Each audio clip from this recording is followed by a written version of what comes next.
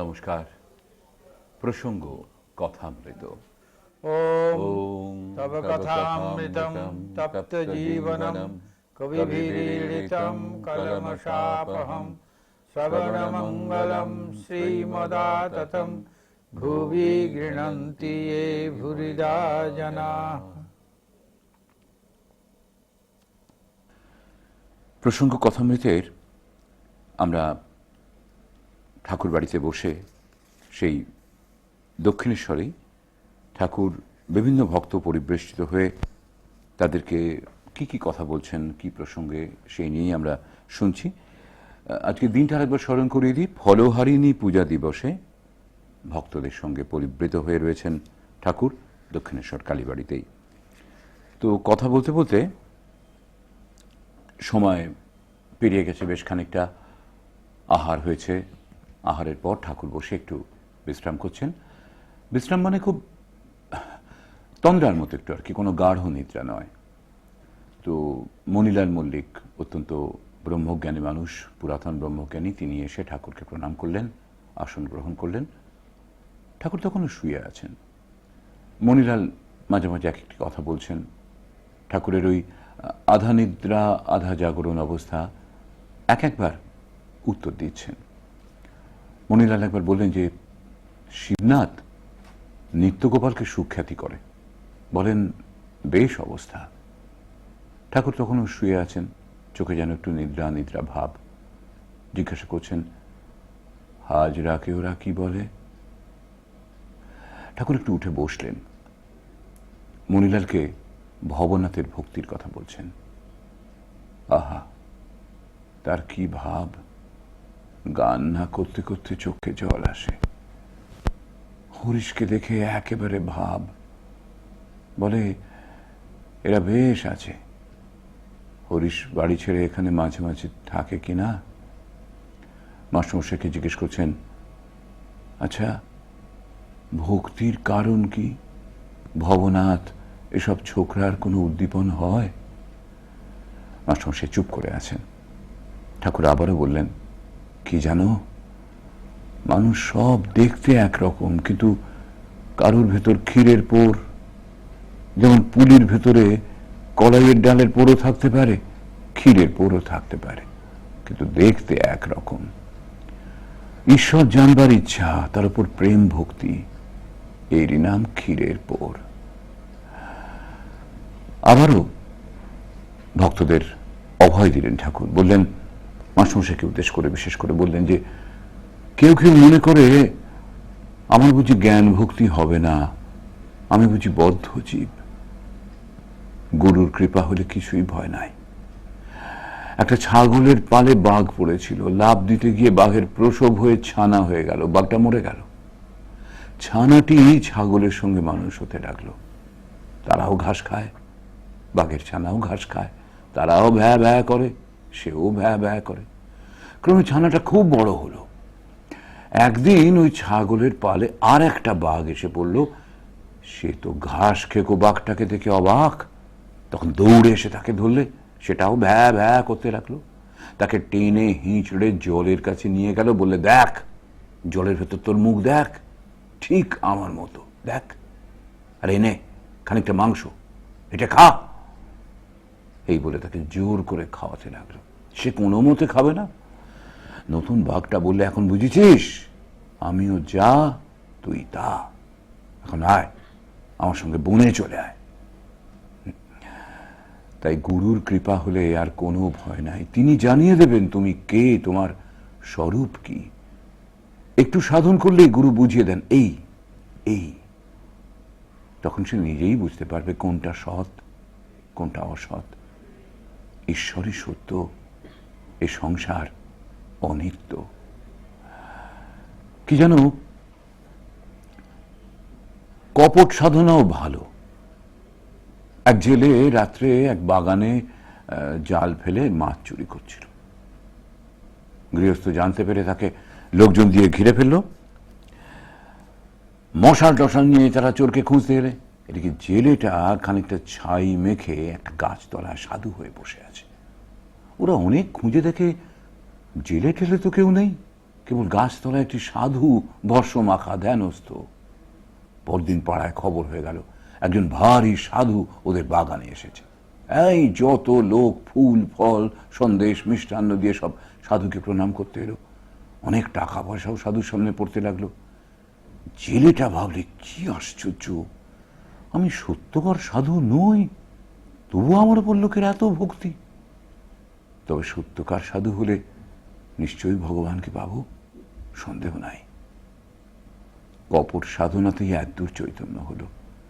সত্য সাধন হলে তো কথাই নাই। কোনটা সৎ কোনটা অসৎ বুঝতে পারবে। ঈশ্বরই সত্য, সংসার অসত্য। একজন ভক্ত ভাবছেন যে সংসার অনিত্য।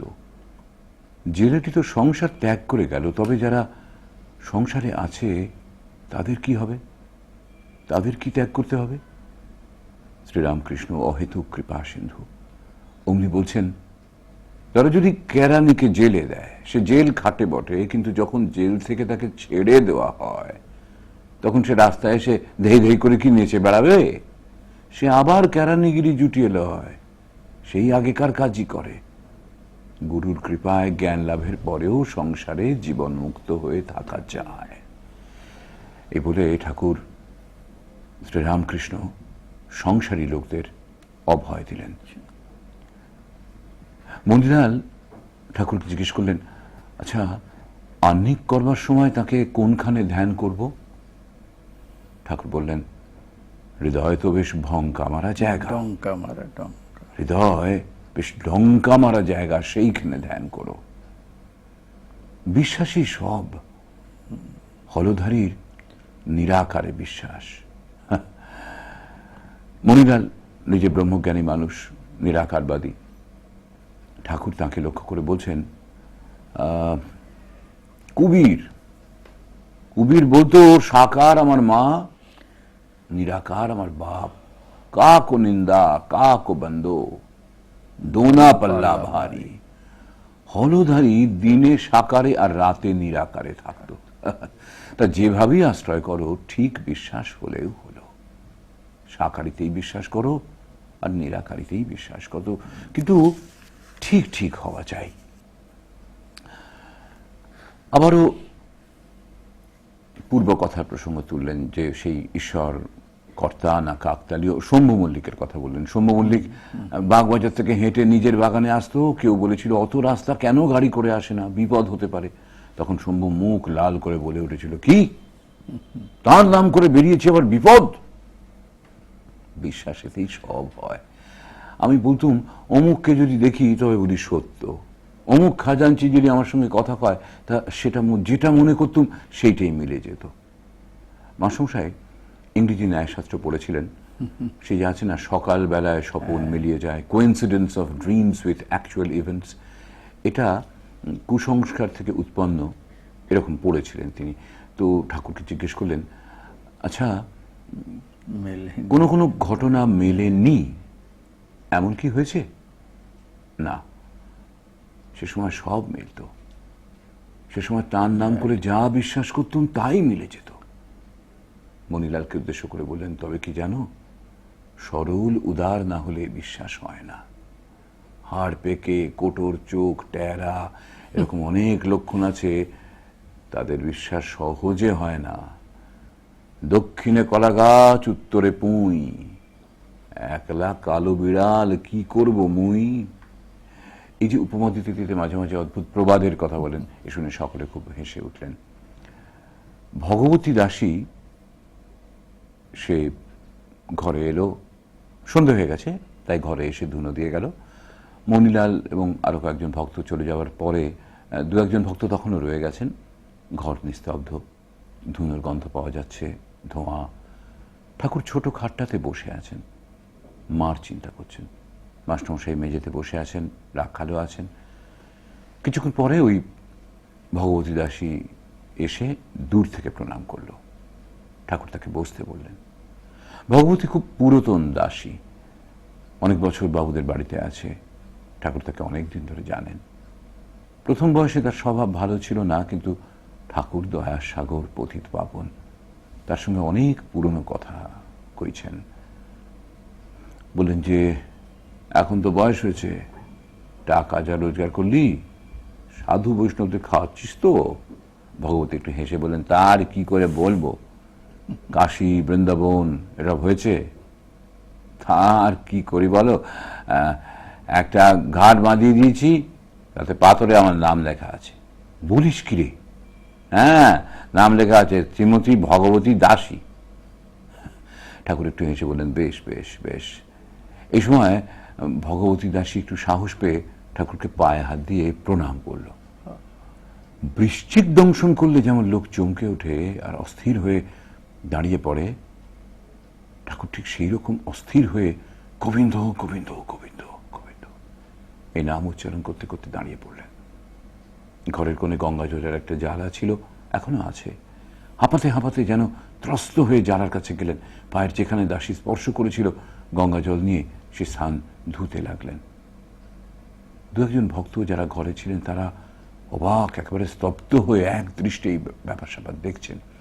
দাসী তো একেবারে জীবনমৃতা হয়ে বসে আছে। দয়া সিন্ধু পতিত পাবন ঠাকুর শ্রীরামকৃষ্ণ দাসীকে সম্বোধন করে করুণা মাখা স্বরে বলছেন, তোরা অমনি প্রণাম করবি। এই বলে আবার আসন গ্রহণ করে দাসীকে ভোলাবার চেষ্টা করছেন। বলেন, একটু গান শোন।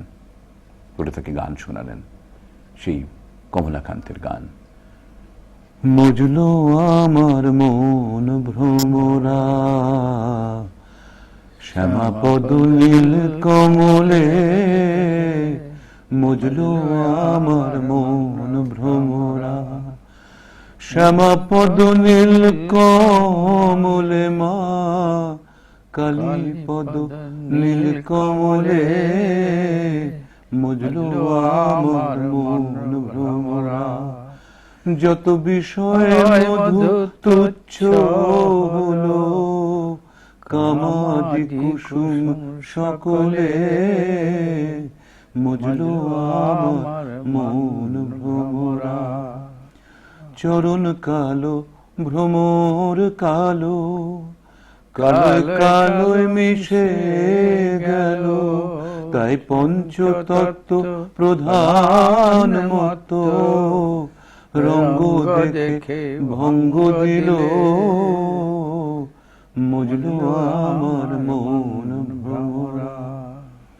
কমলা কান্তের মনে আশা পূর্ণ এত দিনে, কমলা কান্তের মনে আশা পূর্ণ এত দিনে, সুখ দুঃখ সমান হলো, আনন্দ সাগর উথলে,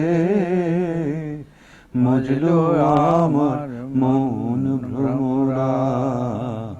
শ্যামা পদ নীল কমলে, মজলো আমার মন ভ্রমরা। যখন একটা গানের আবেগ আসে তখন একটা গেয়ে যেন শান্তি পান না।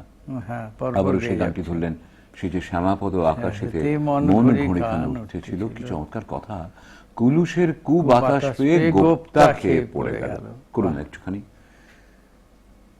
শ্যামাপদ আকাশেতে মন ঘুড়ি খান উড়তে ছিল, কলুষের কুবাতাস লেগে সে গোপ্তা খেয়ে পড়ে গেল, মন ঘুড়ি খান উঠতে ছিল। মায়া কান্না হলো ভারী, মায়া আমি উঠাতে কান্না হলো ভারী, আর আমি উঠাতে নারী। দ্বারা সুত কলের দড়ি, ফাঁস লেগে সে ফেসে গেল, ফাঁস লেগে সে ফেসে গেল।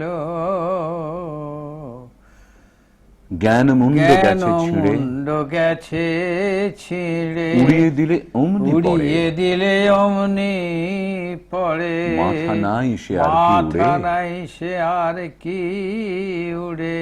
সঙ্গের ছজন জয়ী হলো। সঙ্গের ছজন, ছজন, হ্যাঁ, কাম ক্রোধ লোভ মোহ মদ মাৎসর্য তার জ্ঞান মুন্ড, ওই যে ব্যালেন্স রাখার জন্য ঘুড়িতে মাথা তৈরি হয়, সেটি গেলেই গেল, মাথাটি গেছে ছিঁড়ে, ভেঙে পড়ে গেছে। ভক্তি ডোরে ছিল বাঁধা, আহা ভক্তি ডোরে ছিল বাঁধা, খেলতে এসে লাগলো খেলতে ধাঁধা, এসে লাগলো ধাঁধা, নরেশচন্দ্রের হাসা কাঁদা, না আশা এক না আশা ছিল এক ভালো। ছিল ভালো। এই নরেশচন্দ্র ভাবুক সাধক এবং গান গাইছেন। কিরকম সব গান, এইসব গান আছে, সেই ভাবে আশা খেলতে পাশা। হ্যাঁ, হ্যাঁ, এটাও তো আশা তাই বলছেন যে আশা, একই কথা। ভক্তি ডোরে ছিল বাঁধা, হ্যাঁ। খেলতে এসে লাগলো লাগলো ধাঁধা, ধাঁধা। নরেশচন্দ্রের হাসা কাঁদা, মনে হচ্ছে তাই হ্যাঁ, না আশা বরং ভালো ভালো ছিল আর কি। ছিল তাদের। আবারও একটা গান ধরলেন, আপনাতে আপনি আহা, থেকো মন, কি সুন্দর গান। যেও না কো কারো ঘরে, আপনাতে আপনি থেকো মন, যেও না কো কারো ঘরে, যা চাবি যা তাই বসে চাবি পাবি, তাই বসে পাবি, খোঁজ খোঁজ নিজ নিজ অন্তঃপুরে, পরমধন এই পরমধন পরশমণি, সে পরশমণি, যা চাবি তাই যা দিতে পারে। চাবি তাই দিতে পারে। কত অমনে মণি কত মণি পড়ে পড়ে আছে আমার চিন্তামণির নাচ দুয়ারে, চিন্তামণির নাচ দুয়ারে।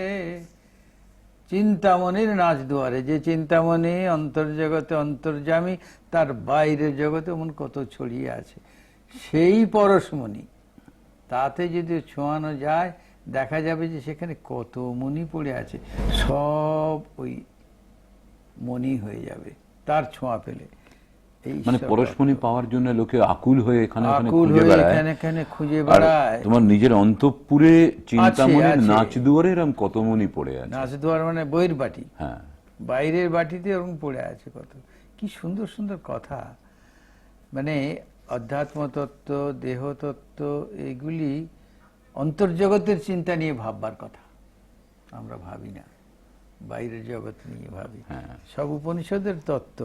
কশ্চিৎ ধীর প্রত্যগাত্মানমৈক্ষত আবৃত্ত চক্ষু অমৃতত্বমিচ্ছন।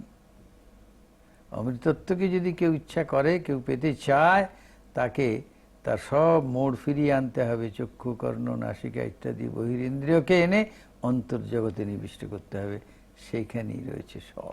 এত বড় শ্লোককে দেখুন, একটা কথা বলছে, আপনাতে আপনি থেকো মন, যেও না কো কারো ঘরে। কি সাংঘাতিক। আবারও পরের লাইনটা যদি আলাদা করে ধরি, যা চাবি তাই বসে বসে পাবে, খোঁজ নিজ অন্তঃপুরে। নিজের অন্তঃপুরেই সব আছে। মানে সেই আসল কথাটা হচ্ছে কি, যে অক্ষয় অব্যয় চৈতন্য সত্তার থেকে এই জগৎ সংসার ব্যাকৃত সৃষ্ট হয়েছে, সেই তো এখানে আছে এই অন্তঃপুরে। তিনি আরেকটি গান কার লেখা অন্তর্যামী। জানি না, ধনঞ্জয় ভট্টাচার্য গেছিলেন না, কোথা তুই খুঁজিস ভগবান, হ্যাঁ। চেয়ে দেখ সে তোর মাঝে রয়। তোর মাঝে রয়। হ্যাঁ, কি যেন ভারী সুন্দর। কোন একটা ভক্তিমূলক ছবিতেই বোধহয় গানটি আছে আছে, খুব সুন্দর গান। কোথা যাস ধে আকুল হৃদয়ে, খুঁজিবারে ভগবান, আপনার মাঝে নেহার তাহারে সদা সে বিরাজমান। কোথা যাস দে ধে আকুল হৃদয়ে, খুঁজিবারে ভগবান। আমরা তো বাইরে খুঁজে বেড়াই, ওই কুলুঙ্গিতে আছে ফুল দিয়ে পূজা করি, এই তো মূর্তি আছে মন্দিরে, সেখানে গিয়ে খুব গড়াগড়ি দেই। আসলে সে যে এখানে আছে সেই খবরটা আমরা রাখি না। একই কথা নজরুলের গানে, অন্তরে তুমি আছো চিরদিন ওগো অন্তর জমে, বাহিরে তোমায় যত খুঁজি তাই পাই না তোমারে আমি। কি সুন্দর সুন্দর সব কথা। এই সব কথা ভারতবর্ষের এই চিরন্তন চিন্তাধারাটা মাঝখানে একেবারে প্রায় হারিয়ে গিয়েছিল। বলেছিলাম মধ্যযুগে আমাদের এসেছেন, যে কবিরের কথা বললেন। কবির বলতো, সাকার আমার বাপ, নিরাকার আমার বাপ। মানে একই সত্তা যার থেকে এই জগৎ সংসার এসেছে, তিনি নির্গুণ, নির্বিশেষ, নিরাকার, কিন্তু তিনি আবার সগুণ সাকার। ব্রহ্ম বা আত্মা, পরমাত্মা, যাই বলি না কেন একই কথা। সেই কথাই এটা বোঝাবে কে? এইটা ভুলে যাওয়াই হচ্ছে ধর্মের গ্লানি। ওই যে যদা যদা ধর্মস্য গ্লানির ভবতি ভারত আছে গীতায়, অভ্যুত্থানম অধর্মস্য তদ আত্মানম সৃজাম্যহম পরিত্রাণায় সাধূনাম বিনাশায় চ দুষ্কৃতাম ধর্ম সংস্থাপনার্থায় সম্ভবামি যুগে যুগে। এই তো অবতারের আসার উদ্দেশ্য এবং এইটার কাজ। ধর্মের গ্লানি যখন হয়, আমরা এর আগেও আলোচনা করেছি, ধর্মের গ্লানি বৌদ্ধ ধর্মে বুদ্ধদেব এসেছিলেন সাধারণ মানুষের জন্য, তাকে অবলম্বন করে বৌদ্ধ ধর্মের সৃষ্টি হলো। কিন্তু ঠিক সে ধর্মে ওই যে সকালে নেহ মহতা যোগ নষ্ট পরন্ত, একটা লম্বা স্প্যান অফ টাইম চলে গেছে, সময়ের ব্যবধান, সেখানে তাতে কত ভুল ত্রুটি, সংস্কারে যে লোকাচার দেশাচার মিশে গেছে আমাদের ধর্মের মধ্যে, এগুলো হলো গ্লানি। সেগুলোকে দূর করে তিনি ধর্ম স্থাপন করবেন। আসল কথাটা হচ্ছে, প্রথম কথা, ধর্মের গ্লানি শুরু হয়েছে যে আমি নিত্য শুদ্ধ বুদ্ধ মুক্ত স্বভাব চৈতন্য সত্তা। ভগবান বলছেন মম এব অংশ জীবলোকে জীবভূত সনাতন। সেটা আমরা ভুলে গেলাম। ভুলে গিয়ে আমি এই দেহটা আমার একথা না ভেবে আমি দেহ হয়ে গেলাম। ধর্মের গ্লানি শুরু হলো। এইটি বৌদ্ধ ধর্মে হয়েছে। বৌদ্ধ ধর্ম হওয়ার ফলে তার ধর্মের পতন হলো। এসে গেল বাইরের ধর্ম, আমাদের পরাধীন করে দিল ভারতবর্ষকে। মুসলমান আক্রমণ বৌদ্ধ ধর্মের পতনের ফলে। অথচ বৌদ্ধ ধর্মের উন্নতির সময়ে ভারতবর্ষ এই যে গুপ্ত যুগকে বলে সুবর্ণ যুগ, শিল্পে সাহিত্যে বিজ্ঞানে কি না উন্নত হয়েছিল, সংস্কৃতিতে সভ্যতাতে যত বিকাশ আমরা দেখি, দেখবেন যে কোনো সময় তার বিকাশ হয়েছে যে কোনো একজন ওই আধ্যাত্মিক জগতের মহাপুরুষকে কেন্দ্র করে। সব ধর্মেই তাই, খ্রিস্টান সভ্যতাও তাই, যীশু খ্রিস্টকে কেন্দ্র করে। প্রথম তারা এসেছিলেন সাধারণ মানুষের জন্য, সাধারণ মানুষের ভাষায়, সাধারণ মানুষের কল্যাণে, জীবের কল্যাণে অবতার আসেন, এই কথা প্রমাণ করেছেন।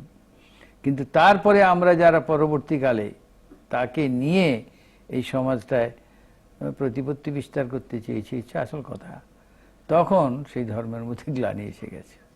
সেটাকে দূর করে আবার নতুন করে জগতে ধর্ম স্থাপন করবার জন্য ওই ঈশ্বর আসেন আরেক রূপ ধরে। চৈতন্যদেব হয়ে এলেন, যীশু খ্রিস্ট হয়ে এলেন, তো বলেছি এর আগে রাম হয়ে এসেছিলেন, কৃষ্ণ হয়ে এসেছিলেন। প্রত্যেকবারে একটা সময় চলে যায়, গ্লানি আসে, সেটাকে দূর করে ধর্ম স্থাপন করেন। এই যুগে সেদিন একটা কথা প্রসঙ্গ শুরু করে আমরা ছেড়ে দিয়েছিলাম, সময় ছিল না, আর মনে আছে কিনা দেখুন। ওই যে গনুরমার বাড়ির থেকে, শোকাতুরা ব্রাহ্মণের বাড়ির থেকে ঠাকুর ফিরে এসেছেন, দীনু ঘোষের বাড়ি থেকে। বলেছিলাম যদি সময় হয় বলবো, সেটা আর বলা হয়নি, এখন মনে পড়ছে। এসেছেন বলরাম বোসের বাড়িতে, রাত্রি তখন প্রায় 11টা বাজে। দুই বোন অপেক্ষা করছিলেন, ঠাকুরকে আসতে বলেছেন দীনু বোসের বাড়ির থেকে। ওই বোসপাড়ায় গলিতে তিনি এসেছেন তাদের বাড়িতে। এক বোন একবারে ঠাকুরের কাছে এত আনন্দ পাচ্ছে, সে আর কিছুতেই ঠাকুরকে ছেড়ে অন্য জায়গায় যেতে চাইছে না। আর বাড়িতে অনেক লোকজনকে নিমন্ত্রণ করা হয়েছে। আর একটি বোন বলছে, দিদি তুই ওখানে বসে থাকলে চলে, কত সব এসেছে, এদের প্রসাদ দিতে হবে, আমি এক হাতে কি করে পারি। সে যেতে পারছে না। ঠাকুর বলছে, না গো, ও থাক থাক থাক, তুমি যেমন পারো করো, ও একটু আমার কাছে বসে আনন্দ পাচ্ছে। এই ঘটনার পরে আরো কিছু কিছু কথা হয়েছে। বলরাম বোসের বাড়িতে বাগবাজারে ঠাকুর এসেছেন, প্রায়ই আসতেন ওখানে। রাত্রি তখন প্রায় 11টা বাজে। মাস্টারমশাই পায়ে হাত বুলোচ্ছেন, ঠাকুর বিশ্রাম করছেন। ঠাকুরকে বলছেন মাস্টারমশাই যে আজকে যা ঘটনা হলো, এই যেন এই অতীতের একটা পুনরাবৃত্তি।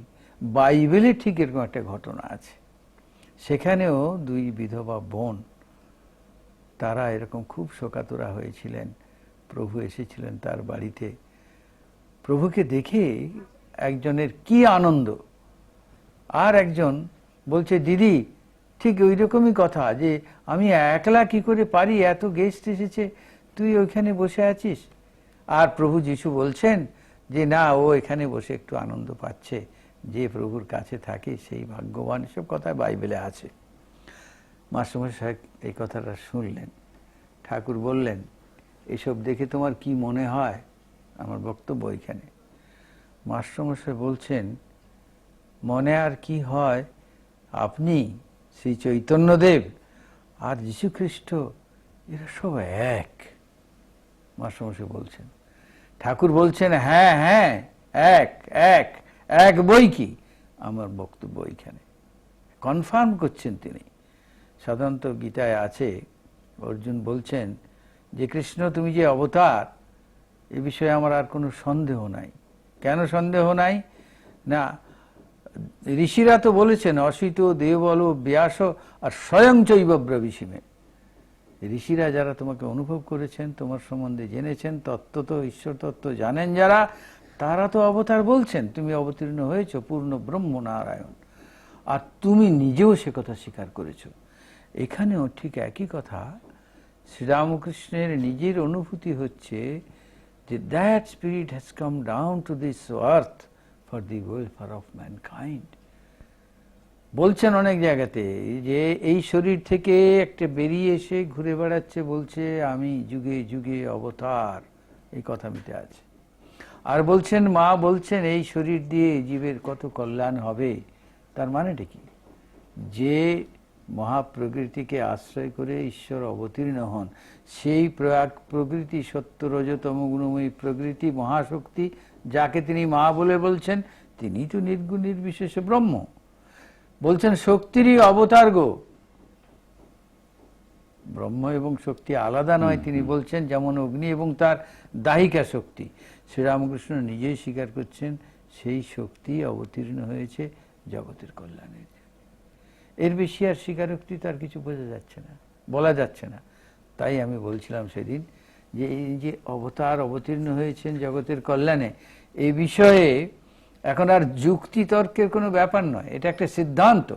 আমি মানি আর না মানি, আমি স্বীকার করি আর না করি, বিজ্ঞান স্বীকার করুক আর না করুক, শ্রীরামকৃষ্ণ স্বামীজি বলছেন the latest and most perfect incarnation.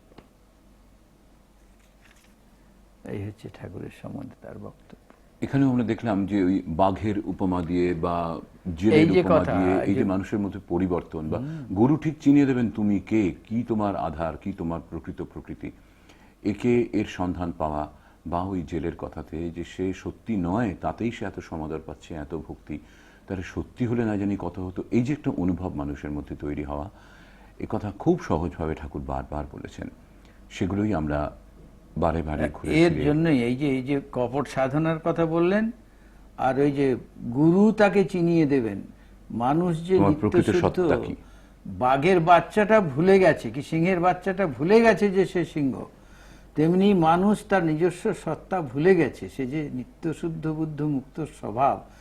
ওই নিত্যশুদ্ধ বুদ্ধ মুক্ত স্বভাব আর একজন এসে বলবে যে এই দেখ আমার যেমন হাড়ির মতো মুখ, তোরও তেমন হাড়ির মতো মুখ, এই নিয়ে একটু মাংস খা, জোর করে গুঁজে দেবে।